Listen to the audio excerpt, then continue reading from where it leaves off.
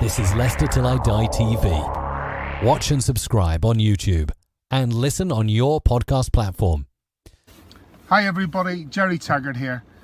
Now be sure to watch Chris and Leicester Till I Die TV by subscribing on YouTube and following them on social media for all the latest Leicester City news and information. Come on you foxes! Strap yourself in, because we're set up, switched on and ready to go.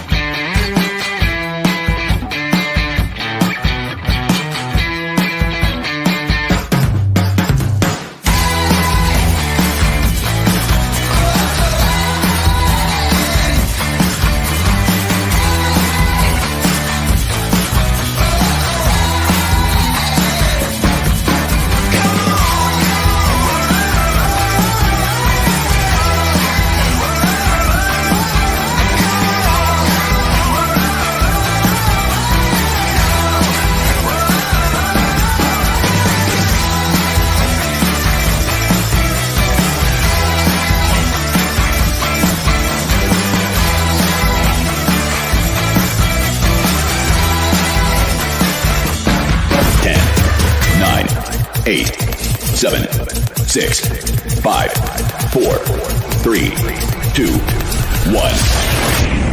And it's live. Good evening, fellow Fox fans. How the devil are we? It's Friday night, which would normally mean preview night.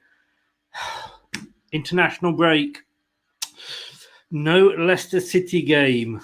And with that in mind, the preview show becomes a football show.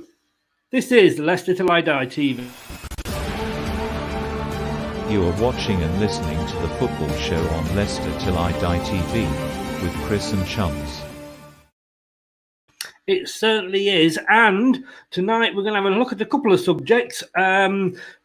England, like I've said, played last night. I'd forgotten they were on. I didn't see the first half. I think I put it on at about 10, 15 minutes into the second half, and only had it on the computer here while I was doing stuff on here. Is anybody bothered about England anymore? I mean, if we can't get out of the group that we're in for the qualifiers, whether it's Euros or World Cup, we should just pack up and go home, shouldn't we? There's no Leicester players in it. At least if there's a Leicester player in it, there's an excuse to watch it. That's going to be the first half of the show. Second half of the show, it's the FA Cup. It is. We are on the way to Wembley. We're going to Wembley. We should be careful what we wish for, but we've got Southampton, and we're having a look at Leicester City in the FA Cup in the second half of the show. And is it our year? Are we going to be the bride and not the bridesmaid? We can't get to Wembley and lose it for a fifth time in a row, can we? Well, this is Leicester City. Going to say good evening to Jason. Good evening, Jason. How the devil are you, sir? I hope you're well. Thanks for joining us. Well, like I say, it's Friday night. It's not quite 5 o'clock. It's not quite crackerjack, but talking to being crackers, let me bring my chat chum colleague in, Craig, and say good evening to you, Craig. Crackerjack. Oh, sorry, wrong show. Here's your cauliflower cabbage. That was it. Here's your cabbage. Yeah. Well, I think there was a few playing for England the other night, to be honest. But yeah. Hello, everyone. Hello, Chris. Yeah, I wasn't watching much myself either. Yeah. Jason's well, which is good. And just a quick reminder, if you are watching us, you can catch us on all the usual places: Facebook, Leicester Till I Die, the group, Twitter at Leicester TID, and on the old YouTube at Leicester Till I Die TV. And if you're on there, please give us a subscribe. I mean, I'd forgotten it was on. I've got to be honest with you. I will come on to should we or shouldn't we at the moment anyway, but personally, yes, obviously, if we get to a final, I'd want us to win. That goes without saying. But I'm not interested in England anymore. I find it a real turn-off. Yeah, I mean, I was having this conversation at work today as well. And I must admit, last night, to to be honest, I was more interested in popping outside, looking up at the night skies and watching the International Space Station go over. That was more exciting. I tapped into England for a couple of minutes here and there, and even that was a hard watch.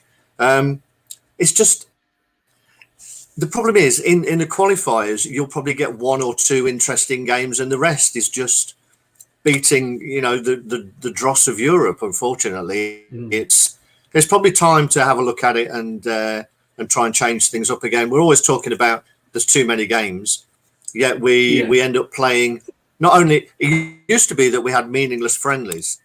These days we have meaningless qualifiers. So I think there has to be a way. I've got a little bit of an idea of how we could do it, but I think there has to be a way of trying to reduce the number of meaningless games. Yeah. Well, I put the caption up there. If you're watching, club or country, let us know. Are you bothered about England? Don't you? And as I say, I got excited when we were in the semi-finals. Of course I did. But like Craig said, there's so much dross going out there at the moment. There are too many games, and maybe the smaller teams that aren't in such competitive leagues, no disrespect to them, as like England, Spain, France, Germany, should be having playoffs. I mean, this is our England World Cup qualifying group, because apparently that was a World Cup qualifier we played last night, and then we've got some Euro. God knows what's going on. But San Marino, I mean, if we can't beat San Marino, let's pack up and go and sort of go fishing. You know what I mean? It's 5-0. So what? It was a case of we should beat them at 5-0. God knows what we were playing in. It certainly wasn't a colour that I've ever seen England play in before. I can't, Again, England to me are red and white. Those are the two colours on the flag. Those are the two shirts that we normally have. Yes, I know we do it because we want to sell shirts, but. Like you said there, in our group, we've got Albania. They're actually second at the moment. Albania could be our toughest game. Poland, which obviously will be. Hungary, Andorra, San Marino. I mean, there's 10 games we've got to play in that group to get to a World Cup, which is going to be stuck in the middle of the bloody desert in December. I mean, Sepp Blatter's, I know he's been banned from football for 6 years or whatever. It should be 66 years, but I just can't get it. And I look at those games, even Poland, and we've got a bit of a history with Poland. Obviously, they knocked us out the World Cup there in '74. But is there any of those games get you slightly salivating at the thought of the games, Greg? Not really, Chris, and call me intuitive, but I've got a feeling that you're not a fan. It's playing in blue. Playing in blue was interesting last night. If they'd have come out and said we're playing in blue to support the NHS, maybe that's what they should have said. Made it. At least there was a reason for it. But in terms of the games, I mean, Poland. A couple of those will be. Tough games, and we know Gareth Southgate will make some of the others tough as well, because I'm not a fan, so probably don't get me started on Gareth Southgate. But I think there's got to be a way. I mean, I had a thought. It happens once every 6 months, so I had a thought that let's try and lose one lot of qualifiers for the elite nations. Now, I know a lot of people talk about, the lesser teams should do pre-qualifying. My thought would be, now, to get into the Champions League is based on your performance in your domestic league. So for the World Cup, if there's X number of qualifying spaces for the European teams, why not make it the best performing teams from the Euros? So that becomes the qualifier. That means that you won't then need to do any World Cup qualifying. It's based on how you did in your own region's major tournament. The same could happen for the African Cup of Nations. Best performers there take the slots. Same in the CONCACAF in the South America and all that. So you're almost losing one set, but it's based on you playing the same sort of European teams anyway. But what it means is that the elite ones would get automatic qualification. You still have your European Championship qualifiers, but that's when everybody gets an opportunity to get into the Euros themselves. But for me, that means one tournament leads into qualification for the next, and you lose all the World Cup qualifiers. To be honest with you, that actually, I don't think it will ever happen because it actually makes sense. And that's the thing with FIFA. Do you know what I mean? And I suppose, again, we all know what it's down to. It's down to the alreadies, isn't it? You know, and the money that will be lost from that. But it does make total sense because, I mean, Rob and Jason both made the point, but just bring Rob's back up here. And good evening to you, Rob. Don't watch the qualifiers, but love the Euros and World Cup. Rob, I'm 100% in agreement with you there, you know, and surely, you know, San Marino must look at that. What's the incentive for them? You know that if it all goes, and I know football's not played on paper, but that should be England and Poland being the top two. Yeah, we can, you know, that see that. So Albania, Hungary, Andorra, San Marino, unless there's a big, huge shock, and because of the way the groups are set out, the groups have been designed now so that there isn't shocks. And that's the thing, you know, the design. So, I mean, you know, that World Cup, I'd be interested a bit more if Italy were in there with us, you know, or Portugal, you know, which used to happen years ago. And it could be that one of the big teams actually, as we've been there a few times as England fans, got knocked out. But for San Marino and Andorra, let's say, if they're in a playoff or they've got a chance to go from their qualifying group into the main group, and I'm sure you're not telling me that they're playing 50-odd games a season, but, you know, in their leagues, they very much, it's an incentive for them as well, isn't it? Exactly. I mean, San Marino aren't necessarily going to get better by playing England. What they will get better is playing more competitive games against the teams that are in and around them and just ahead of them in world rankings, you know, because they can see incremental things. Getting tonked every game can't be good for the morale of anybody, to be honest. You know, I do understand from their perspective when there's fans in, it's a huge thing, you know, for when England go and play in San Marino or Albania or whatever, and it brings money in and revenue. I do understand that. But, you know, if you still keep the qualifiers for the Euros, then they'll get that sort of that injection. They'll get it once rather than twice in a 4-year cycle. But when we look at the FA Cup, you know, there's pre-qualifying to get to the competition proper. So there's no reason why there shouldn't be a similar thing in the Euros. But I just think, you know, using the Euros as that qualifier for the World Cup makes sense. I'm going to say every region who submits teams and gets teams into the World Cup has their own national regional championship anyway. As I say, like the African Cup of Nations, the CONCACAF have their Copa Libertadores or whatever it is, and we have the Euros. So we're all doing these things. It just seems silly to have then another set of qualifiers after that.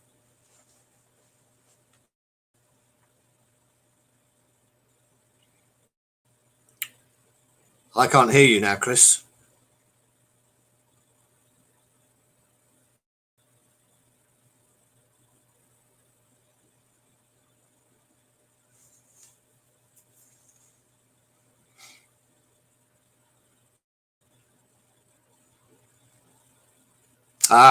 I'm with you. Yeah, so I mean, it'd be interesting to see what other people think on that, whether they agree that there are other ways to do it. Maybe some people like all the qualifiers. You know, I can understand, as I said, that that lesser nations do like their sort of day in the sun, and it's their big game, pretty much like you know, in the FA Cup, a lower league team pulling one of the big boys. I do get that, but I think there has to be a way of looking at it that reduces the number of games. What would be the most annoying thing is that we reduce the qualifiers, and then they're filled up with meaningless friendlies, which we know, that we're more than likely to do. But I think there has to be some way of looking at it and trying to reduce it. I think the FA there tried to silence me. Can you hear me now? Yeah, I can hear you, Chris. I'm back. Technology never worked with animals, children, or computers. I'll tell you. I'm back from outer space, as they literally say. But now, like I said, I do get a total point of what you are saying. Rob says the biggest thing in Albania was Norman Wisdom. And like you said, I think he was playing for England last night. I'll tell you. I'm going to say good evening to Rob, to Lee Lockwood, sorry. Never watched friendlies or qualifiers, not interested. Fed up with us picking so-called big team players, would rather have hungry youngsters. I mean, that's another argument regarding, I mean, we can't agree always on picking a Leicester team, and we've got, to pick 11 players out of a possible 25. You're trying to pick an England team, and of course, we all think our own players are better than others. And I was listening at the moment because it is, I mean, you remember the golden years under Sven when, we had the golden generation. We've kind of got that now. And like I say, you're not a fan of Gareth Southgate. Personally, I think he's better than what we've had in the past. But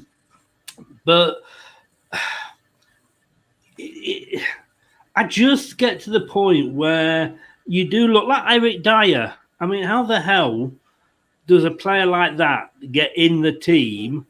I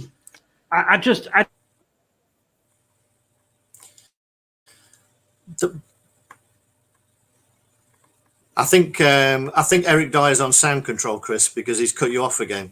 But I agree. We had a little go. A couple of us had a go at picking a 23-man squad today, and I managed to narrow it down to 29. And at that point, it only had 4 defenders in. So, we have got a plethora of riches, particularly in the forward areas and midfield. And the guy who did this with me, he tried picking his, and he didn't have room for Maddison nor Barnes in his final 23 because we have so many really, really good and young players available now. So what I would say is, though, the problem here is, particularly in these qualifiers, is that he's had to pick a squad for 3 games. Now, one of these 3 games is going to be a tough one against Poland. So I can understand a little bit, and I'll give him a little bit of leeway, Southgate, for the squad that he's picked. But I don't know what he learnt about Raheem Sterling last night that he didn't already know, or what he learnt about half of the players he played. He did give other people a chance. He gave Lingard a chance, and Lingard played well. Mason Mount again. But when it comes to the big games, are those players going to actually force their way in? My biggest issue with Southgate is the fact that he has his favourites, and it doesn't matter. He talks about selecting teams and squads based on form. Yeah, it'll be the same old players. Damn well it'll be the same old players. I don't see Raheem Sterling ripping up any trees this season. Yeah, he's there. He's a starter.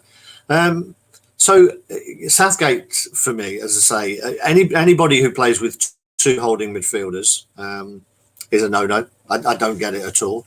He seems to be, he's a defensive man, so he's defence first.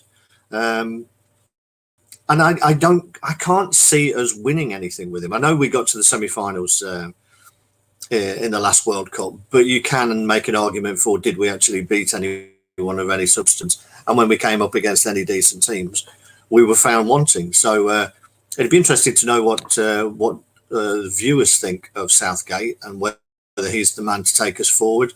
There aren't a lot of options, I must admit, but you do get the feeling that the FA want more of a corporate man. The fact that we're now in the Euro, under 21 Euros are going on at the moment, and we played our first game, group game against Switzerland, and managed to lose.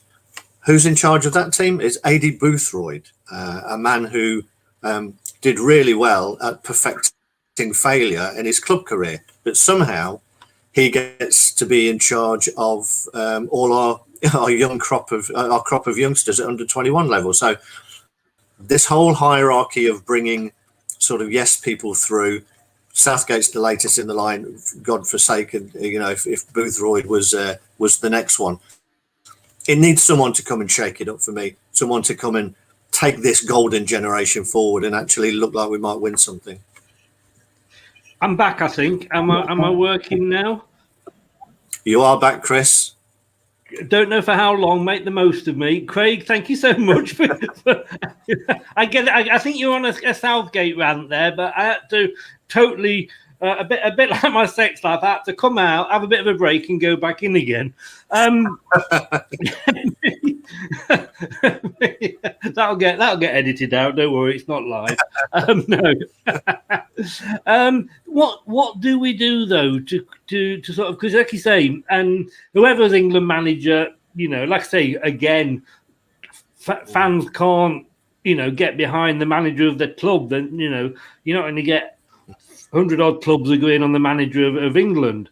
What do you think needs to be done? Because, we've gone down the foreign, coach path, if you like. And, Sven, and we joke about Sven, but, we got 2 quarterfinals in the World Cup and I think we did possibly the same in the Euros. So it wasn't a bad period for us, We've done the British coach again with Sam Allardyce, and that was a mitigated disaster, wasn't it? Although he did sort of leave with a 100% record. I don't know what we do and what you do to shake it up. Is there, certainly from an interest point of view, too many games? If there was less games, would we be more likely to be interested? I think so. I mean, I think England fans are interested when they know it's competitive. That. I mean, did anybody watch that England game? Did anybody watch that England game thinking, "Wow, there's a chance that we might not win this, or we might not win by less than 5, or I may learn something about one of these players that I've never seen before"? There was absolutely no reason to watch that game other than to have it on in the background in case something amazing happened and San Marino had a Stuart Pearce moment and actually scored. But I was going to mention that. Yeah. I mean, apart from I don't know what we do in terms of. I've always thought that the England manager's job is a job for someone at the end of their career where they've got all their experience. They don't necessarily need to be.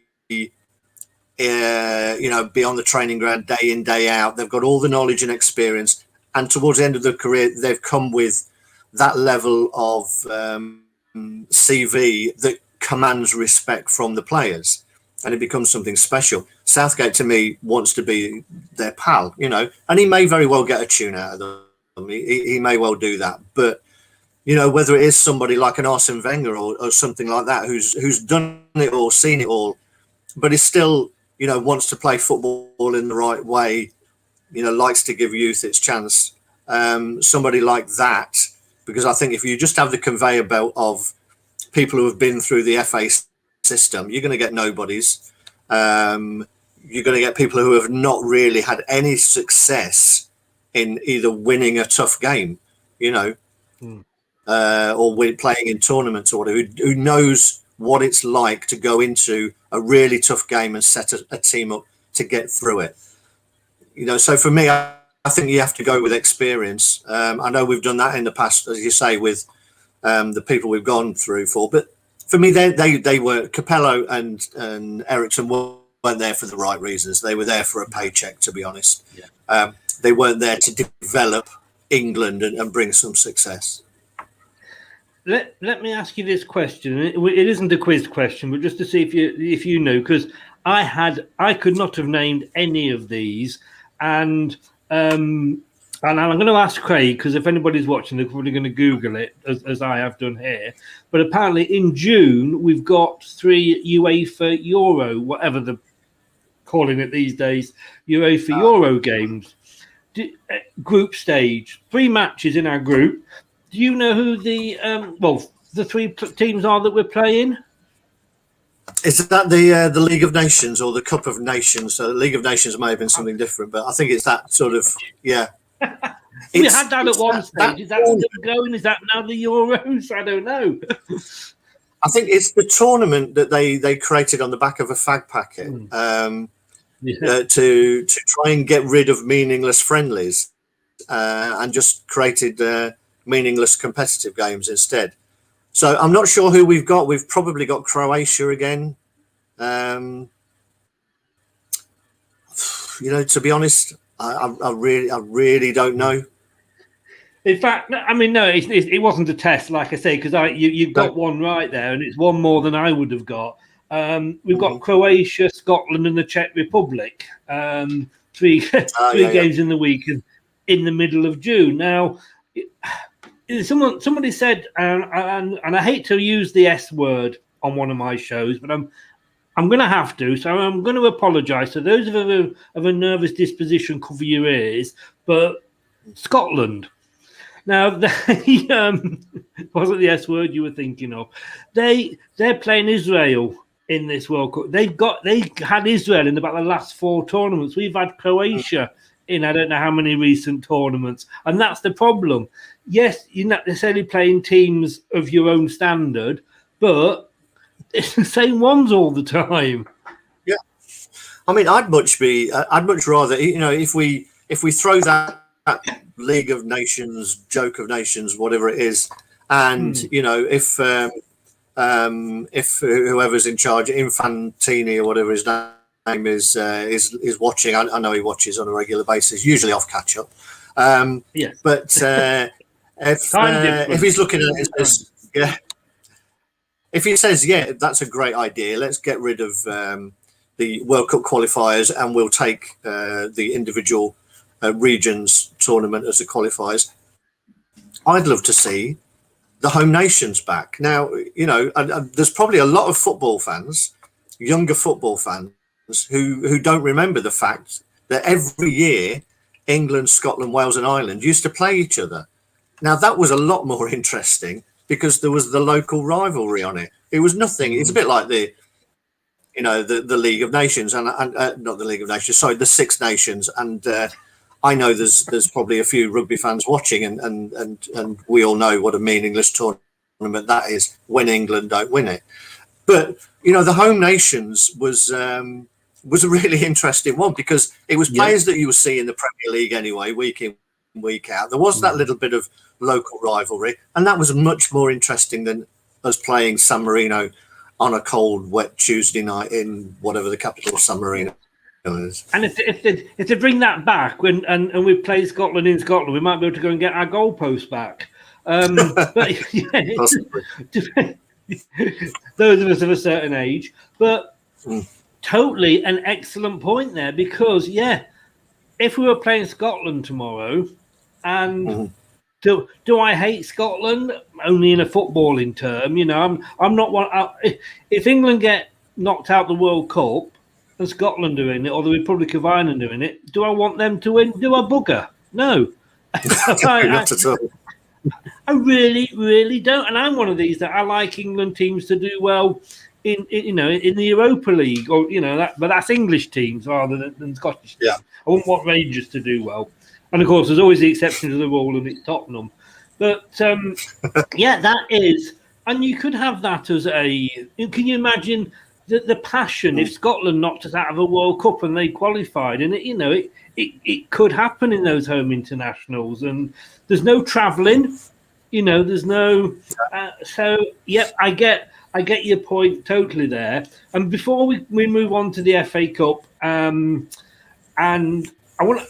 Is there any justification, and this is what I've been calling for when I've been talking to my son about this, that we should have cancelled, just forget it, and I know, there's countries that have spent a lot of money not that Qatar couldn't afford it, but there's our countries out there that spend a lot of money in the infrastructure. FIFA have got more money than the Bank of England, so I'm sure they could compensate. But at the end of the day, what we're going through here, this global pandemic, is something that the world has not been ready for. It's something we've not had to do on this scale in anybody's living lifetime.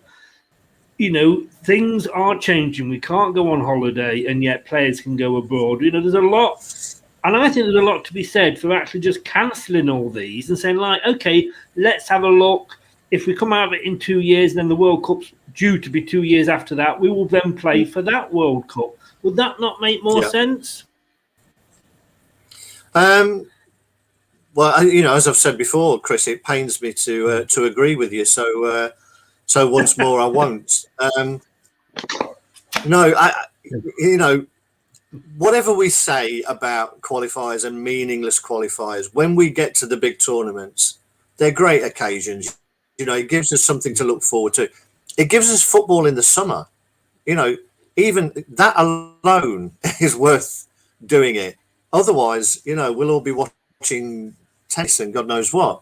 You know, I love a tournament. Maybe that says more about our marriages than the state of English football. I know what you mean, though. I do know. What you mean. Yeah, but you know, I love a World Cup. You know, I love the Euros, but I love the World Cup. I love the whole. It would be different, you know, in the Euros. I really hope that we've got fans back in there, because I can understand. For me, if there's no fans, then cancel it, because these big tournaments are all about the fans. You know, the fans getting together, the atmosphere that they create in and out of the grounds. That's what it's all about. The game is almost incidental. Obviously, it's really important, but it's about that atmosphere that's created. So if there's going to be no fans, it's pointless. I agree with you on that point, but I'm hoping that we'll get some fans in and there will be some atmosphere. But I love the summer football tournaments, I must admit. No, again, you know, as back at you there, it hurts me to agree with you, but you are, and again, this is going to stick in my throat here, actually talking sense. I jest, of course. But yes, and I'm not saying, you know, I like, as Rob said earlier, and I said right at the start, I like the tournaments. It's just the meaningless games, as we both alluded to and both agreed on, to get there. And I'm not saying that we should be scrapping the World Cup or scrapping the Euros, use them, like you say, as qualifiers. I'm just saying at the moment, with the way the things are, maybe everything should have just been put on hold, you know. But but you know, there's money involved, and where money is involved, you know, football fans take a back seat. And you've got a fan here, and I think this is probably either your wife or your cousin. Greater no energy to the Six Nations, which is what I thought you were going to say. And then you went to the League of Nations, and I'm thinking, like, well, that doesn't even exist anymore. It's now the United Nations. Yeah. You really were showing your age. And thanks, Facebook, it'll send you the check, mate. And Rob says who's going to travel to Qatar, no beers, etc. Very, very true. Very, very true. Right, we're going to have a quick 10-second break. We're going to come back. We're going to flip it on its head now, and we're going to be talking afterwards FA Cup. So what I'm going to say is, don't go away. Don't touch that dial. Do I sound professional? I don't think so. We'll be back after this. Hi, Alan Smith here. Be sure to watch and listen to Chris on Leicester Till I Die TV.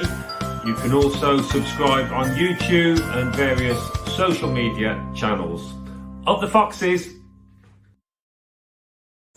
Now, you see, that, I don't know if I've mentioned this before, but that's showing my age. I'm like, God, Alan Smith's going to do a jingle for me. And I go to my son, and he's just turned 26 this week, Monday. And he was saying, oh, Alan Smith, isn't he the guy that does FIFA? I'm like, oh, you know, I am feeling my age at the moment, I'll tell you. And it's my second birthday. At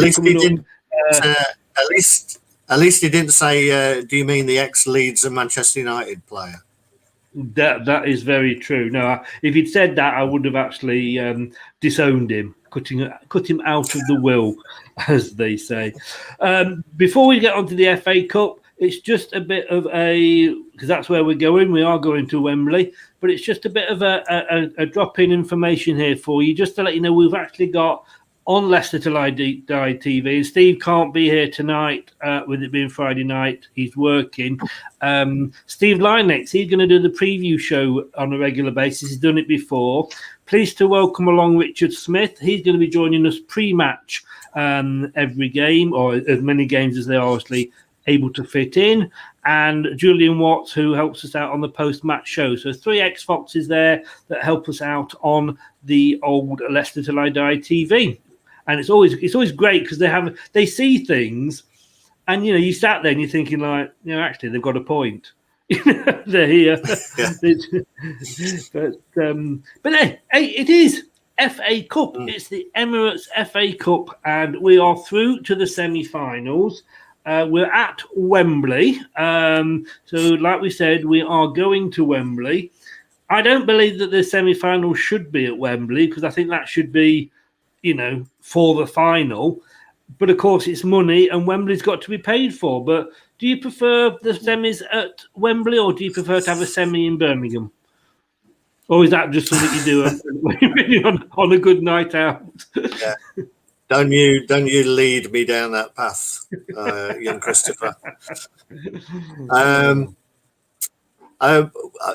It'd be interesting, because I was going to say, it'd be interesting to get the take of the viewers of is there anybody who likes the fact that the semis are at Wembley? Because I don't. I don't. I think I'm with you, Chris. That should be the pinnacle. That should be what you're playing for, to get to Wembley, not to get there and then if you win, you get there again a few weeks later. So, I remember the last one we were in.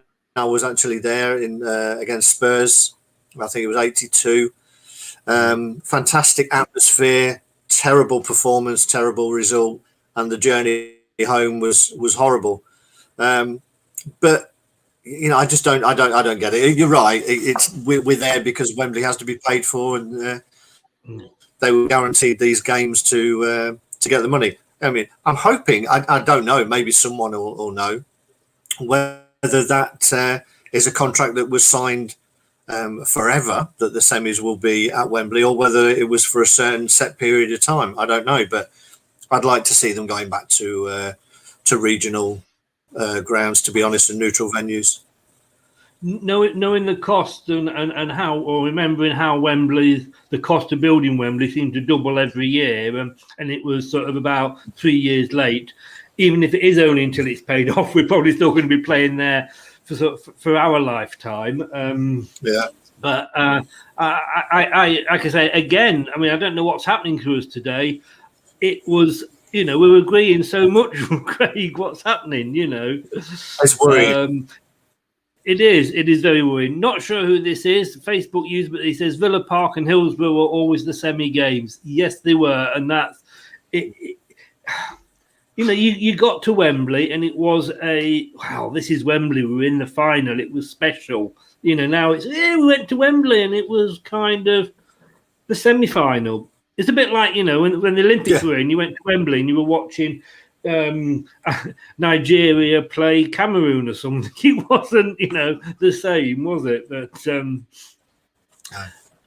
let's have a look here, because we've actually been in 7 semi-finals. Have England, which was more than I thought it would be. And Lee, he agrees with us as well. Nice one, Lee.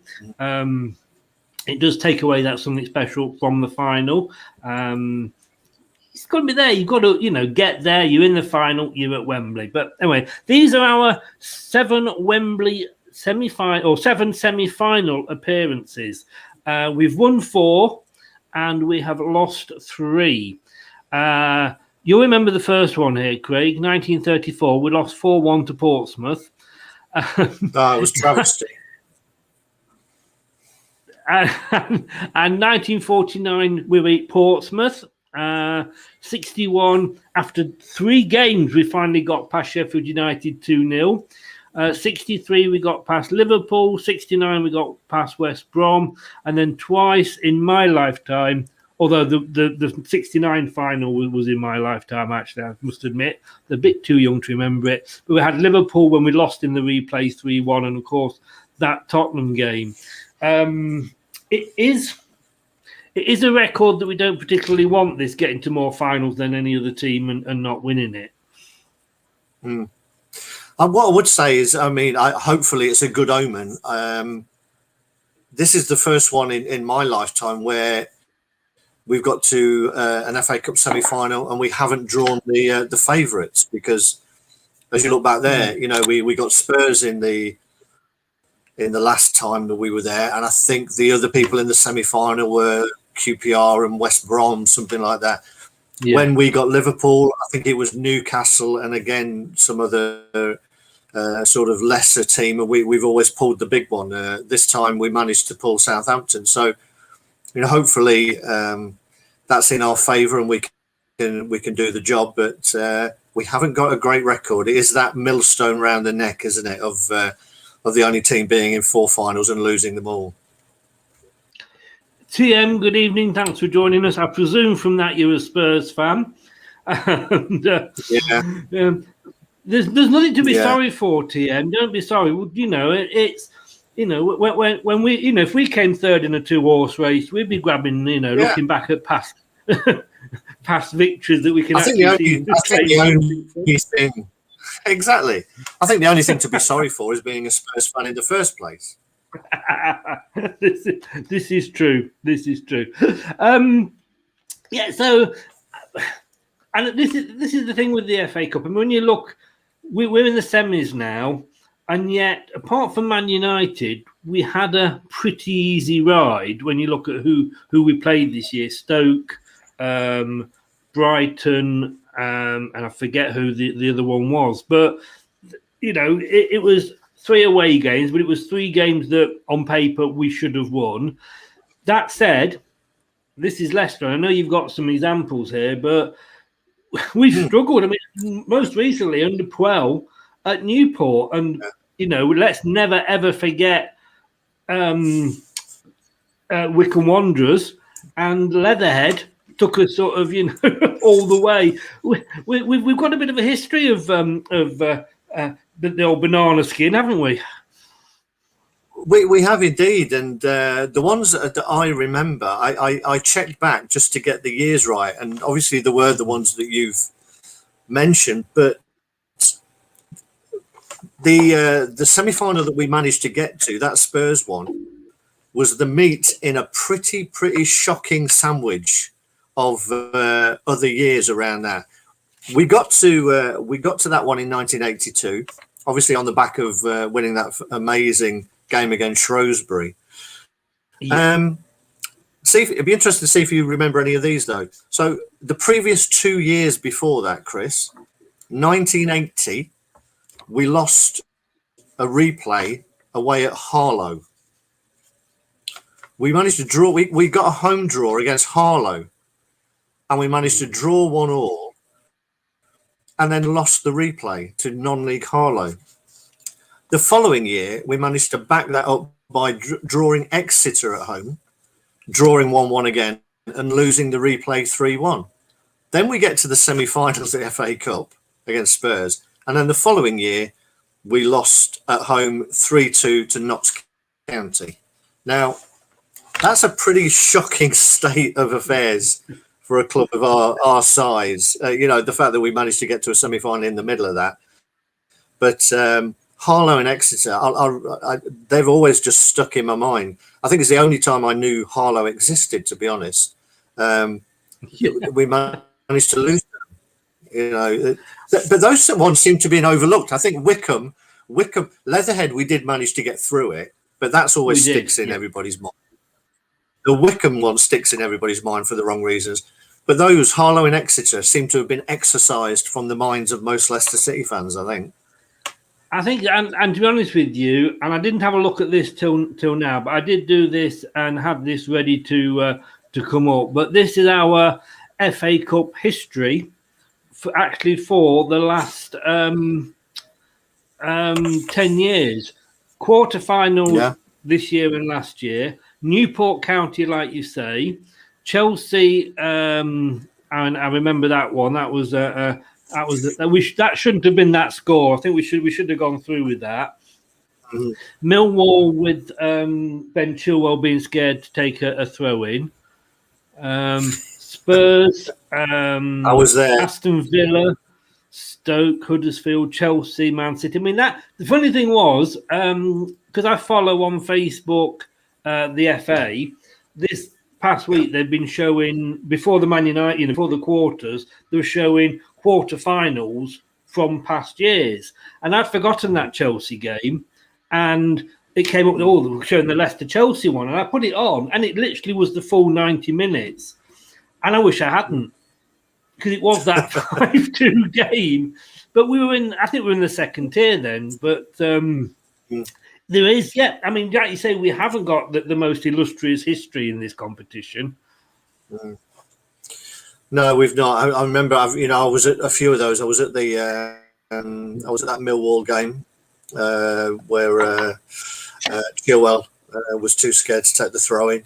He had a bad wrist, apparently. But to be fair, he's a young single man. And Molly Wagyu, I think, made his debut that day as well. The unforgettable Molly Wagyu. I was at the Villa game as well when we lost 2-1. That was a shocking game as well. I've been away. The old Den. I've been to the new Den and the old Den, and saw us lose FA Cup ties there as well. That was a horrible one. So I must admit, I've not seen many great FA Cup games away from Filbert Street or the King Power. That's for sure. But I'm really, we've got to be looking at this as a really, the best opportunity we've had since the last time to get there in 39 years. This was the last time we got to the semis. How many have played these players? Let's just quickly run down the team there. Mark Wallington, I love the guy. The songs about his bowl patch, you can never forget that. John O'Neill, one of our, I think he held the record at one point for being a Leicester player with the most international caps. Old Tommy Williams there. Old Ginger Nut. They've got his leg Larry back. May. Yeah, Larry May. Paul Fryer, Eddie Kelly, Andy Peake, bloody hell, Ian Wilson, Gary Lineker, Alan Young, and I was hoping to have him on for this, I say, but he I know he's doing a lot of overtime at the moment. The old swimming winger Steve Lynex there. I mean, it wasn't a bad team, was it? When you look back, it was a decent team, but we didn't play at all on that day. There was a lot going on. There was a lot of off the pitch talk about the game as well, because I think it wasn't long after the Falklands War, and Spurs obviously had Ricky Villa and Osvaldo Ardiles in the team. It was, and so there was a lot of hype around those two playing and the reaction that they would get. And I remember Ardiles crossed the ball for Garth Crooks to score the opening goal.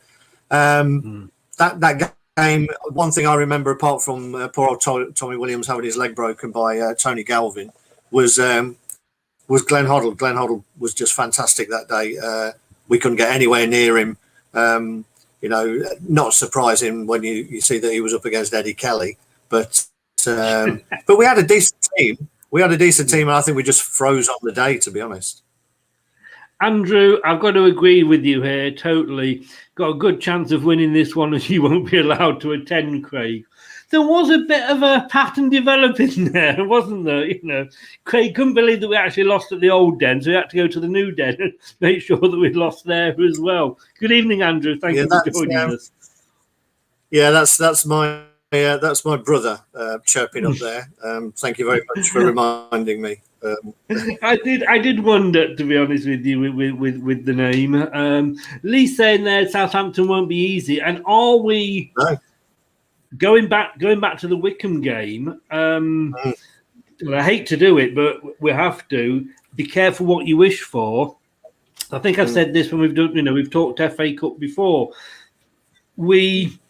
That game, Wickham were the lowest team. We wanted a home tie. We wanted to play Wickham because they were the lowest team. We got the home tie. We got Wickham. And we all know what happened. Although we did have Peter Taylor as manager, which, of course, was a big advantage for Wickham. But it was, no disrespect to Southampton, if you look at the table, they are simply the lowest team. They are going through a bad patch, but they've got through to a semi-final of the FA Cup. It isn't going to be 9-0. I mean, there was all the joke about it's the battle of the 9-0 winners that will play them.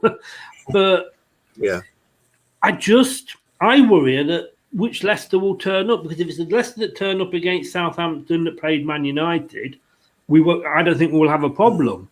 But if it's the one that played Brighton in the FA Cup turns up, I will be worried. I think we shall be.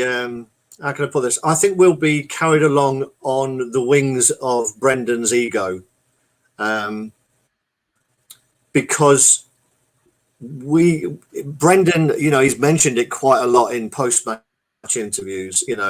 He makes out that he's constantly reminded of our history, but he's very well aware of our history in the FA Cup, and I'm sure that he wants to be the one at the helm when we win it for the first time. So I don't think there's any chance at all that Brendan will allow the team to take Southampton lightly at all. We did that a little bit in the league after we beat them 9-0, and we got our bottom spanked with a 1-0 reverse, or a 1-0 or 2-1. I'm not sure what it was, but they beat us in the return game. So I think Brendan wants to win this as much for his own ego, to be honest, and I mean that in the nicest possible way. He wants to be the manager that wins the FA Cup for us. So I don't think there's any chance of him taking it lightly. And it would, I think, be his first major cup as well. Part outside of Scotland, of course. First English major cup, and it would probably be more because it's not Celtic. And I understand that that he would want to, but if those games that I was mentioning, like the Brighton one, the Wolves one, they're games that we haven't lost. We've played badly, but we managed to sneak one. We drew another, because I think we learned from last year when we had this bad patch this time last year, and it actually looks like we looked at what happened. We have actually learned from it, and I don't feel as worried this time, because obviously this time last season was when it was all sort of going boom up sort of thing, and I feel a little bit more confident in the fact that management players have learnt from that. Yeah, me too. I mean, it definitely appears that way. We seem to be hanging on and playing well and playing well through the bad patches that we've had in terms of injuries. And you really encouraged. I saw a recent interview with Yuri Tielemans, just a 4 or 5 minute interview on Leicester's own channel, and he talked about their mindset, that they've got a group of individuals who want to improve as well as individuals and as a team. And I think when you get that, they all push each other on. And I think we've got that now. We've got players who are ambitious individually, but also ambitious for the team and to do it for Leicester. So what I would say is that I'm not sure where this game fits into our run of league games, but I would hope that we have got the points that we want to get out of the league games that are coming up after Man City. So if we do, for whatever reason, come up short against Southampton, there's not then a hangover to take into the league games following it, because we know our last 3 games are going to be really tough ones. So I think it's a really, really important time. We've got obviously Man City next weekend. We've then got West Ham on the 11th of April.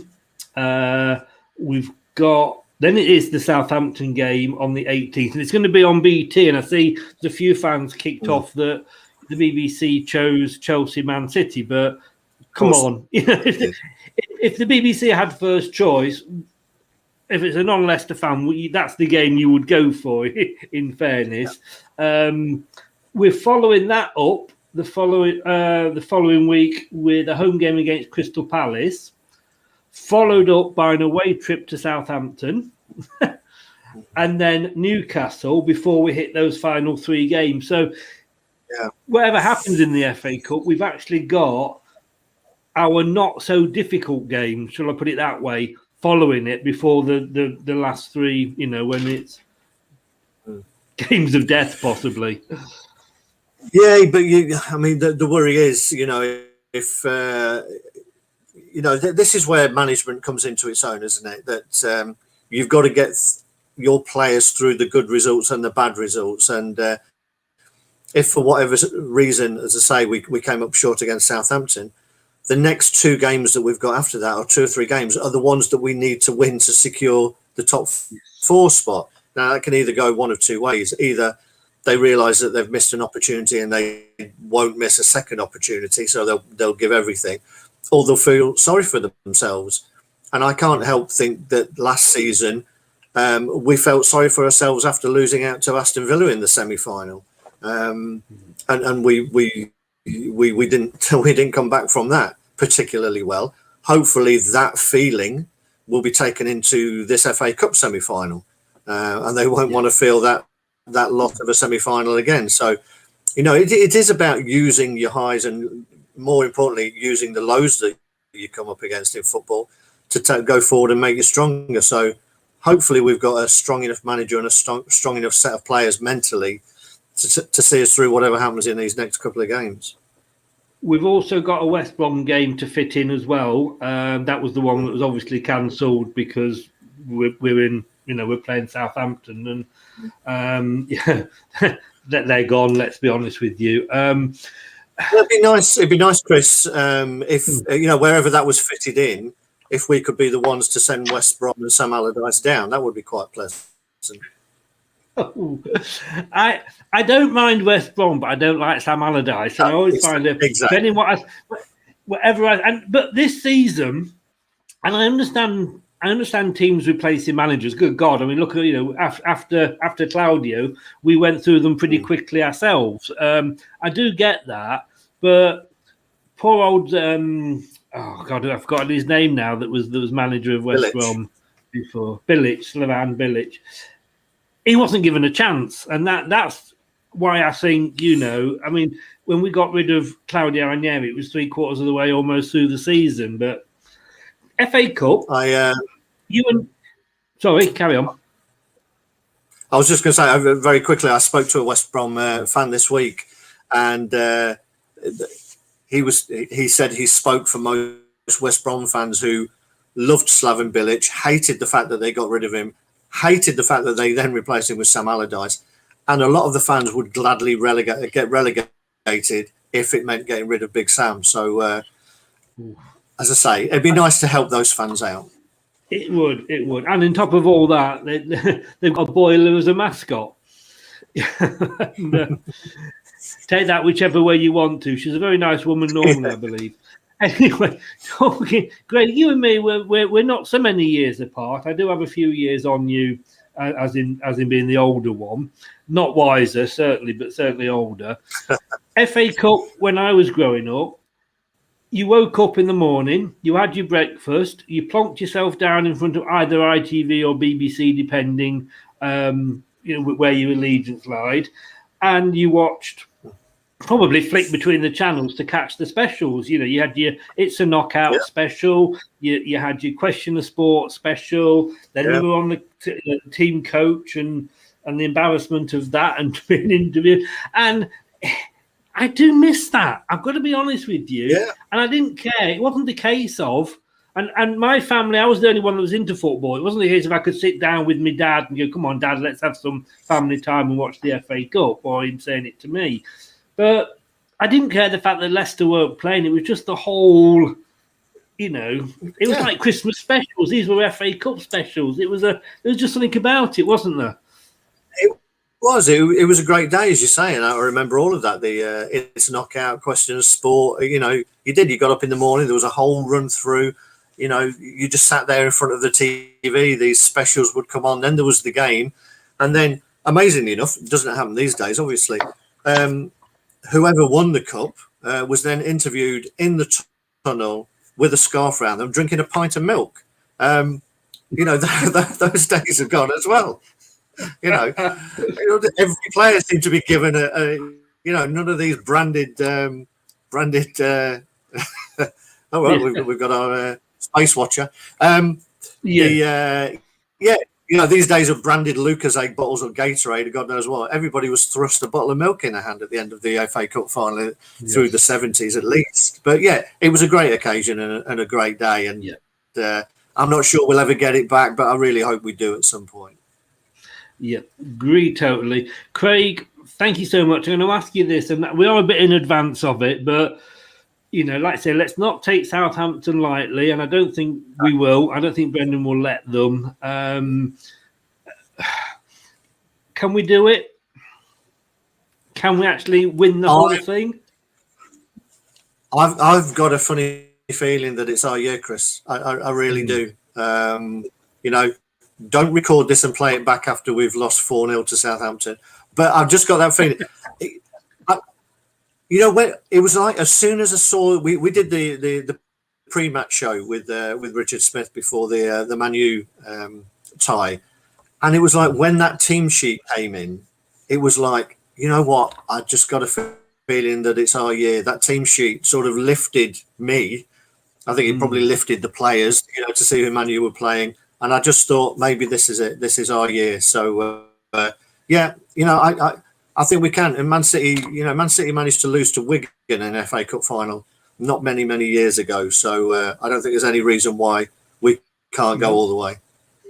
And let's be honest with you, don't know what's going to happen next week, but obviously we've done one over Man City. We shouldn't be scared of Man City if we get them in the final. And, you know, with no disrespect to Chelsea, but we're presuming it would be Man City. So yeah, like you say, there's nothing to be really scared of. I know what you're saying. I mean, you know, sometimes you look at a cup and you go, our names. I remember, I think it was the first League Cup we won under Martin O'Neill. We were winning, like, I think 2 or 3 rounds on penalties, and everything was going in our favour. And it was one of those, like, our names on the cup. I don't know if it's quite that, but I do know what you mean. And we've got Barnes to come back. We've got Maddison to come back. I don't think James Justin will be back in time. I think he may be out, but you know, with those two back, Inacho is on fire at the moment. You know, God knows what as you know Brendan's done to him, but my God, he's come across a formula that is working. It's there to say, you know, let's not forget, you know, it was only sort of 5-6 years ago when we sat here and would probably have been saying, had we been doing this, we can win it this season. It's going to be our season. So you never know, you know. You never know. Love it if we meet Mahrez and did a job, Rob. I think we probably all would, to be honest with you. As much as I love him for what he did, the way he left soured it for me. Like you say, we can't take Southampton lightly. We did that. No, I think we did that with, like you say, in the match after the 9-0, and we were playing it before they came out, and that was all Southampton needed to do was watch that, you know. But they're a funny team, Southampton, a bit like us. They've had an up and down season. But we'll be back next Friday when we will be previewing, I'll get my teeth in and say that, be previewing the Man City game.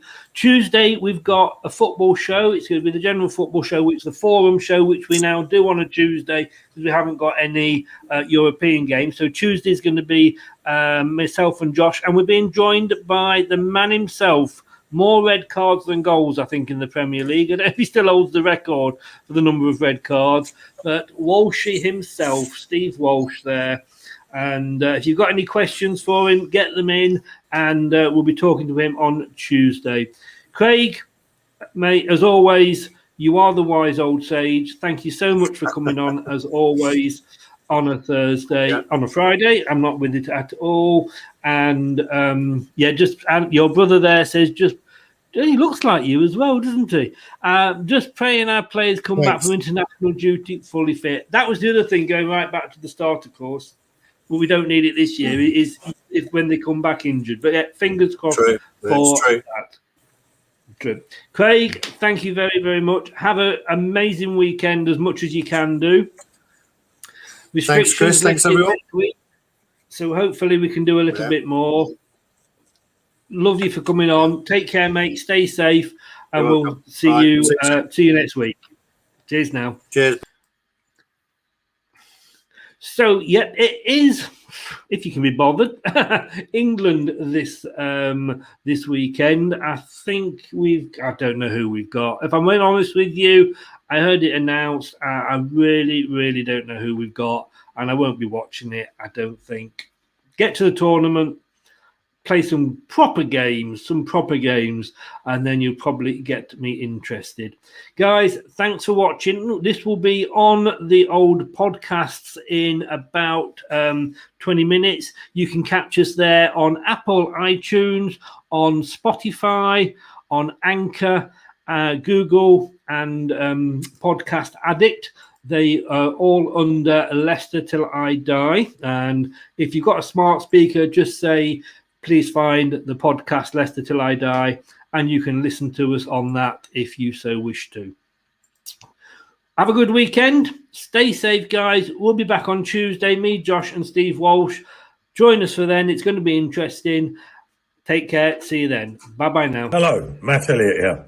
Be sure to watch Leicester Till I Die TV on YouTube and follow all them social media platforms for all the latest updates and news on Leicester City Football Club. Leicester Till I Die podcasts on the Apple iTunes, Spotify, Google, Anchor, and all podcast platforms. Thanks for watching Leicester Till I Die. This is Chris saying goodbye and see you next time.